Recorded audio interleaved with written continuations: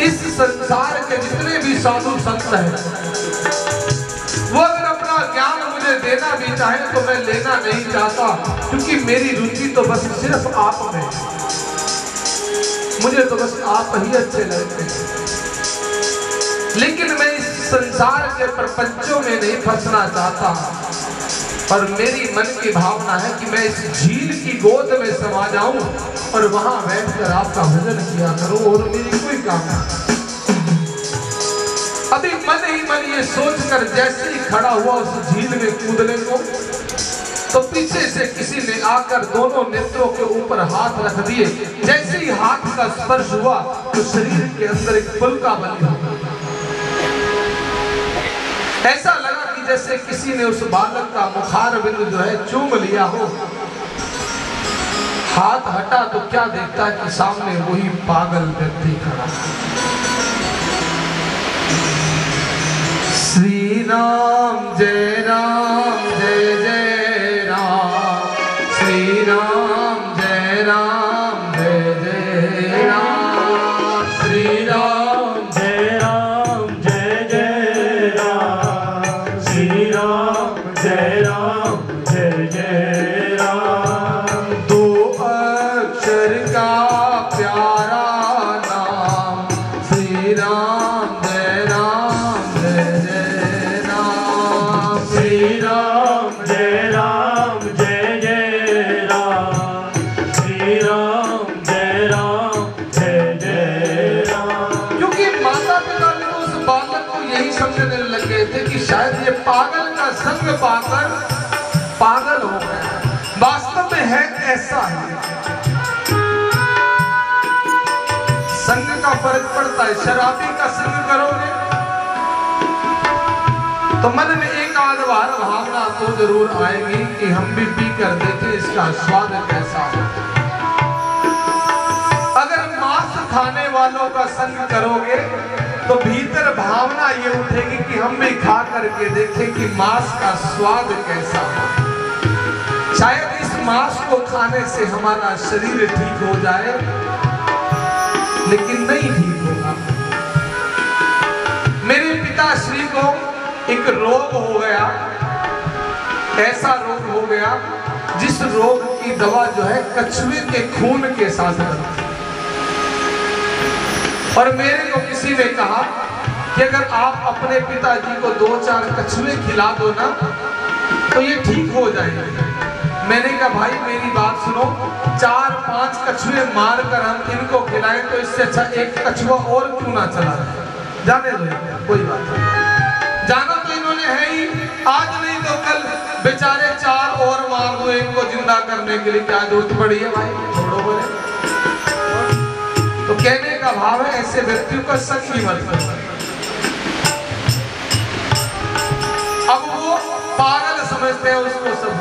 नानक जी को भी तो उनके माता पिता यही समझते थे कि शायद ये लड़का पागल है।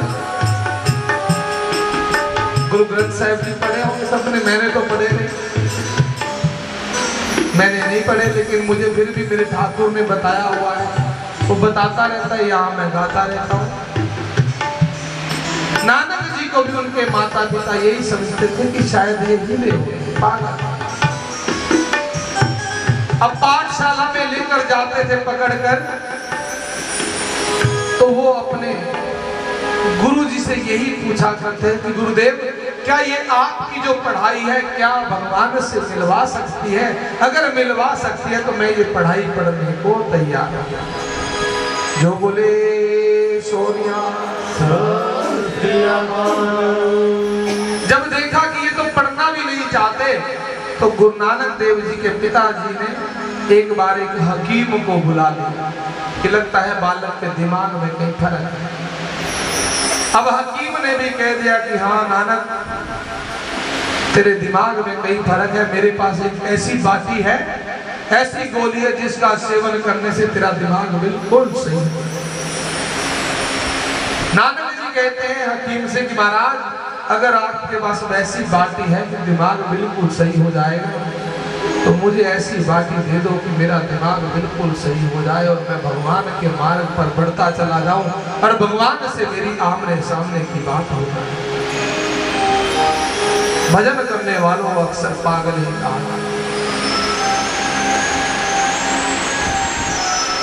अब वो पागल व्यक्ति जो है उस बालक को ज्ञान दे रहा है, कहता है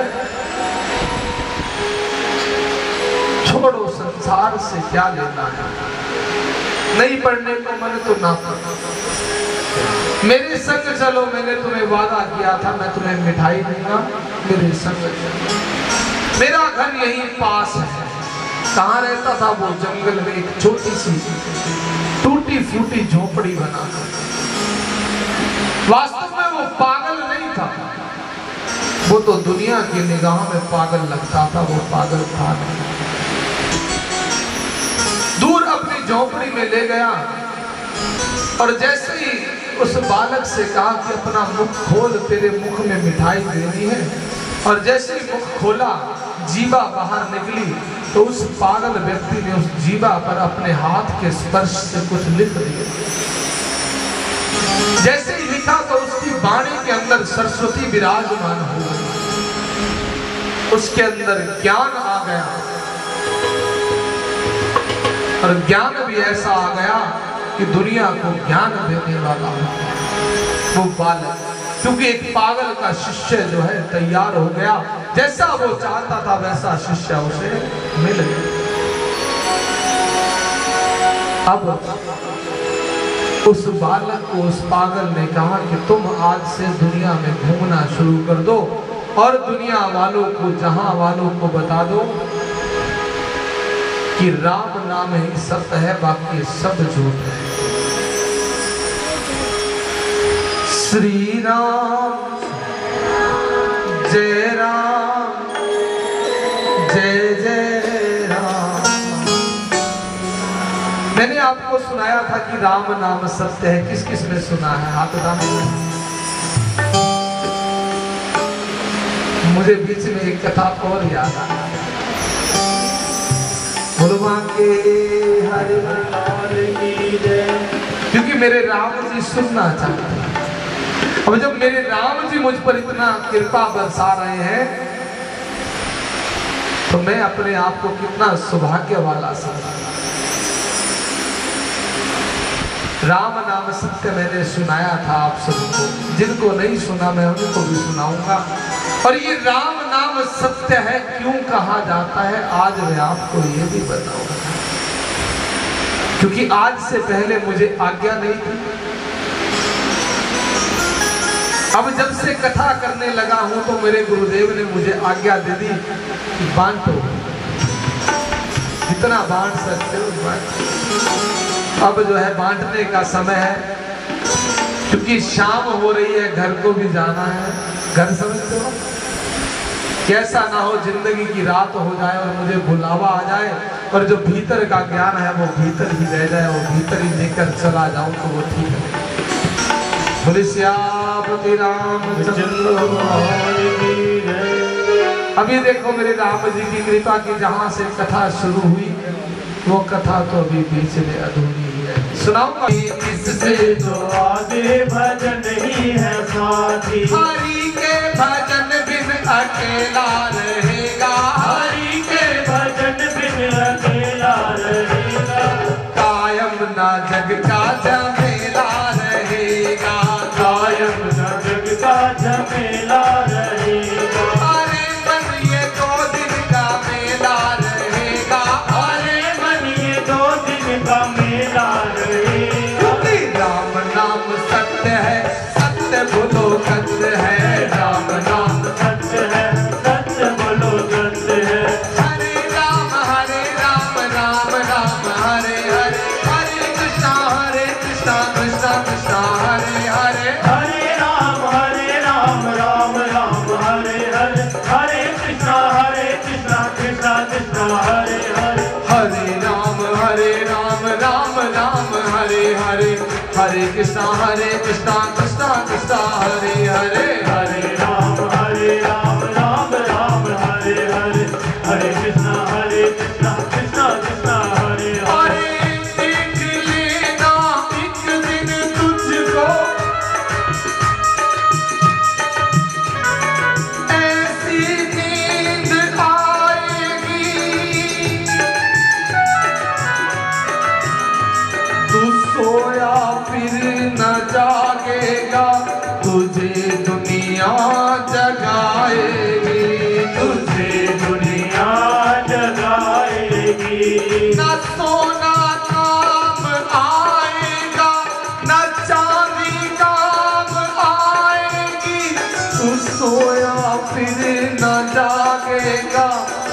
दुनिया जगाएगी, तुझसे दुनिया जगाएगी।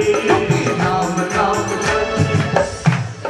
बोलो, राम नाम अभ्यास करके रखा करो। तभी तो मैंने कहा कि शमशान नगर के अंदर होना चाहिए और मंदिर नगर के बाहर होना चाहिए। रोज सीताएं जलती अगर देख लोगे ना तो मन में से कभी ये जाएगा ही नहीं, राम नाम सत्य है। कोई अपनी मर्जी से नहीं जाता शमशान घाट। सत्य बोलो सत्य है, राम नाम सत्य है, सत्य बोलो सत्य है।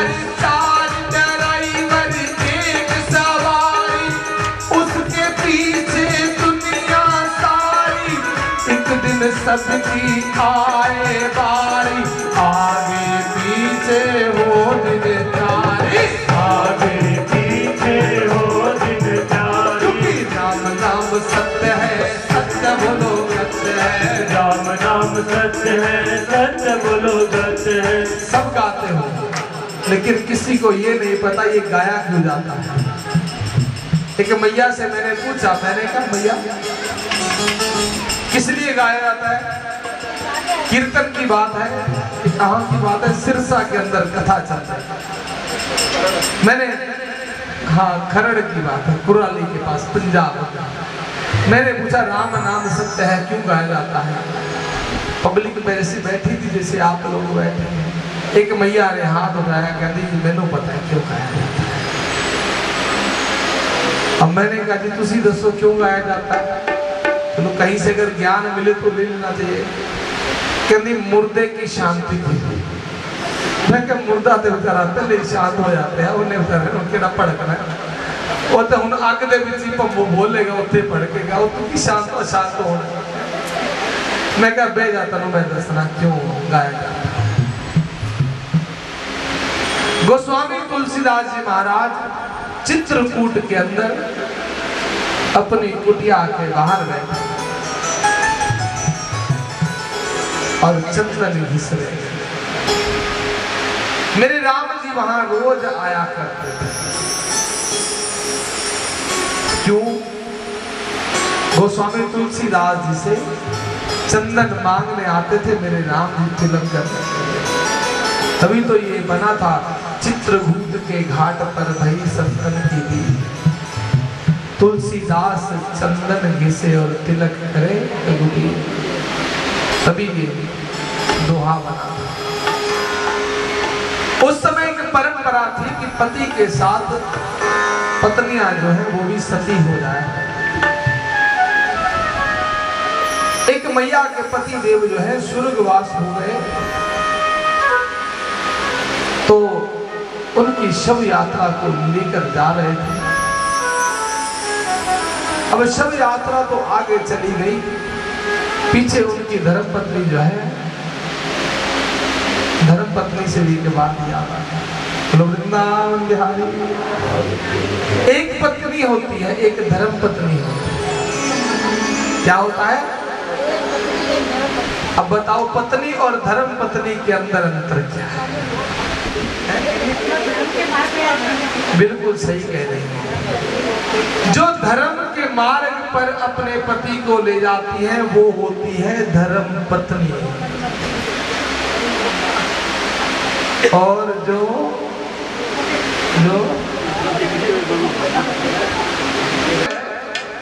शव तो आगे चला गया, वो पीछे विलाप नहीं कर रही थी, ऐसे ही पैदल चल रही थी। विलाप क्यों करे? क्योंकि उसे तो सती होना है और सती तो होना पड़ेगा। अब दूर से गोस्वामी तुलसीदास जी महाराज को जब देखा तो उसने हाथ जोड़कर नमस्कार किया। जब प्रणाम किया तो गोस्वामी तुलसीदास जी ने दोनों हाथ उठाकर कह दिया सौभाग्यवती भव। जैसे ही सुना सौभाग्यवती भव, रुक गई। महाराज आपने मुझे आशीष दी है सौभाग्यवती भव, लेकिन मेरा सौभाग्य तो डूब चुका है। मेरे पति देव का स्वर्गवास हो गया है और मैं उनके पीछे सती होने के लिए जा रहा हूं। तो आपका आशीर्वाद जो है वो रहे।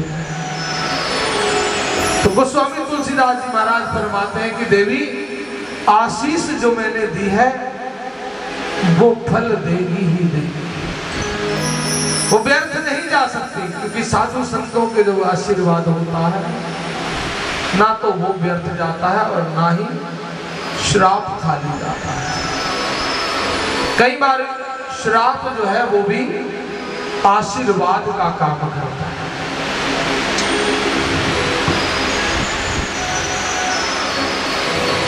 तो गोस्वामी तुलसीदास जी महाराज फरमाते हैं कि देवी